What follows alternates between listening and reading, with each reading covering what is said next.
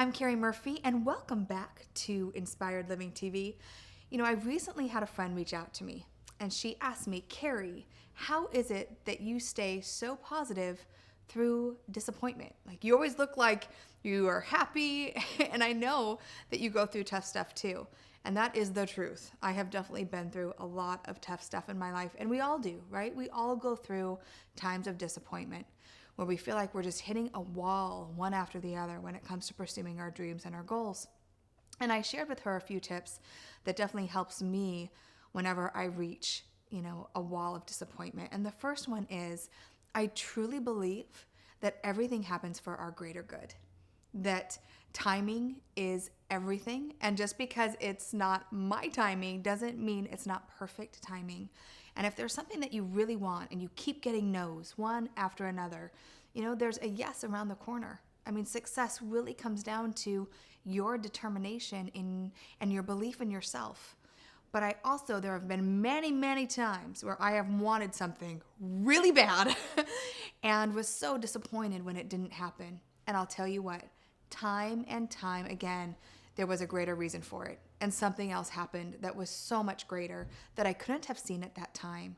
So one, that everything happens for our greater good, whether we realize it or not. And two, that timing is always perfect, even when it's not our own. And the third thing I shared with her that really helps keep me in perspective as well is really looking at, what am I attracting? What am I bringing into my life? If I'm finding myself disappointed in relationships, what is it about me that is attracting that person into my life? So I'm constantly checking in on myself, looking at my own limiting beliefs and my emotional imprints that we all have from our childhood and our education and our religion. That all frames who we are. So whenever something happens in my life where I'm disappointed, I look at myself first and ask myself, how am I attracting this? And then I make an effort to shift what it is that I'm attracting. And if I don't know it, then I'll reach out to someone for help to try to figure out what it is. Because a lot of times we have a tendency to keep attracting the same things over and over again. Do you realize the divorce rate is so much higher for people who get married a second and third time? Why is that, right? It's because we don't realize what we're attracting. And so the first marriage didn't work out, but we keep making those same mistakes because we don't look inward. Looking inward is so important when it comes to finding your own true happiness and joy. And the fourth thing that I really look at too is, what am I supposed to learn? Because every disappointment, every failure is an opportunity to learn something great. And it's up to us to decide what it is that we're going to take away from that. Are we going to sit there in blame and not take responsibility? Or are we going to say to ourselves, you know what? What am I supposed to learn from this relationship, this disappointment? I didn't get this job that I really wanted, and letting go and knowing that everything that happens in your life is for your greater good.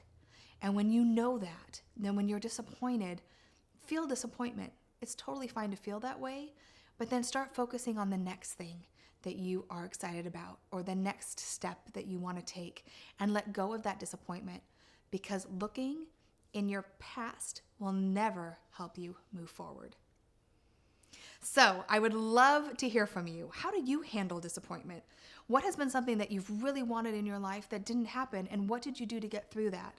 I would love to hear from you, because when you're inspired, you inspire others. So please post your comments below.